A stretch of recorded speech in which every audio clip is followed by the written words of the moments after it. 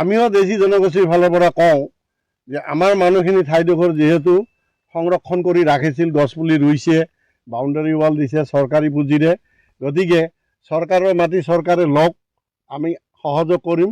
কিন্তু আমাৰ এই খিলঞ্জীয়া মানুহখিনিৰ কবৰস্থানৰ কাৰণে এটুকুৰা ভূমি যাতে আবণ্টন কৰি দিয়ে, এইটো মাননীয় মুখ্যমন্ত্ৰী আৰু জিলা ধিপতিক মই অনুৰোধ জনালোঁ।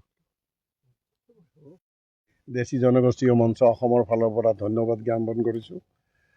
আজি আমি আগবাঢ়ি আহিছোঁ, আপোনালোকেও আহিছে ইয়াত এটা স্থানীয় সমস্যা লৈ, যেটো হ'ল আমাৰ এই আগিয়াপাৰটো ৰাজহুৱা গাঁৱৰ যিটো পাহাৰ কাটা বুলি কয়, এই পাহাৰ কাটা গাঁৱত আমাৰ দেশী জনগোষ্ঠীয় মানুহৰ 20 ঘৰমান মানুহ স্থায়ীভাৱে বসবাস কৰে। এইবিলাক কোনো অচিনাকি লোক নহয়, স্থানীয় লোক, আমাৰ গোৱালপাৰা জিলাৰে হয়।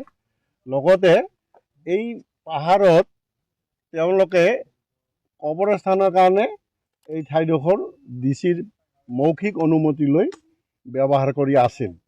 কিন্তু সেই ঠাইডোখৰ এতিয়া কোনোবা নিউজৰ ফালৰ পৰাই সাংবাদিক বন্ধুৱে মানে বাতৰি পৰিৱেশন কৰিল যে অচিনাকি মানুহৰ অবৈধ দখলকাৰী। কিন্তু আমি দুখ পাইছোঁ, তেওঁলোকে অলপ জানি শুনি মানে মানুহৰ পৰিচয়টো দিব লাগে। যেহেতু দেশী মানুহবিলাক চৰকাৰে ঘোষণা কৰা খিলঞ্জীয়া মানুহ, তেওঁলোকৰ তথ্য নজনাকৈ অচিনাকি বুলি নিউজ কৰি দিয়াটো আমি দুখ পাইছোঁ। অনুৰোধ কৰিছোঁ যাতে ভৱিষ্যতে নকৰে। আৰু অবৈধ যদি হয়, চৰকাৰী খাজ মাটি যদি দখল কৰে বা ফৰেষ্টৰ মাটি PGR VGR সেইবিলাক চৰকাৰে যদি দখল কৰি মুক্ত কৰি লয়, তেওঁলোকে এৰি দিবলৈ বাধ্য, আমি চৰকাৰৰ লগত সহযোগ কৰিম। কিমান চনৰ পৰা কবৰস্থান আছিলে এই অঞ্চলত?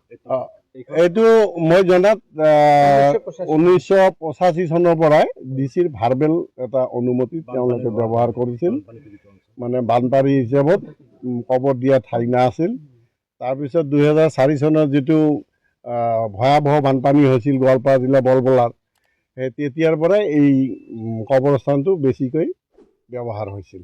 কবৰস্থান উন্নয়নৰ কাৰণে কিবা চৰকাৰে অনুদান লাভ কৰিছিল? হয়, ইয়াত আগৰ MP ফাণ্ডৰ পৰা 3বাৰমান এটা এলটমেণ্ট দিছিল আৰু সেই পইচাৰে তেওঁলোকে চাৰিওফালে বাউণ্ডাৰী বনাইছে, লগতে গছপুলি ৰোপণ কৰিছে। আপোনালোকে দেখাই পাইছে গছবিলাক ডাঙৰ হৈছে, লগতে মৃতা ৰখা আৰু জানাজা কৰা এটা ঘৰো বনাইছে। এইবিলাক অনুদান গভৰ্ণমেণ্টত দিয়া আছে। কিন্তু আপোনালোকৰ দাবী কি ইয়াত অবৈধ বেদখল হৈছে নে হোৱা নাই? এতিয়া চৰকাৰৰ ফৰেষ্টৰ মাটি, যিহেতু ফৰেষ্টৰ মাটি হিচাপত কাগজ পাতি কৰি লোৱা নাই, সেই হিচাপত অবৈধ বুলিয়ে ক'ব লাগিব, যদিও ভাৰ্বেল দখল কৰা আছিল অনুমতি লৈ। কিন্তু এতিয়া আমি চৰকাৰে যিহেতু এইটো মুক্ত কৰি দিব লাগে বুলি এটা দাবী উঠিছে ৰাইজৰ ফালৰ পৰা,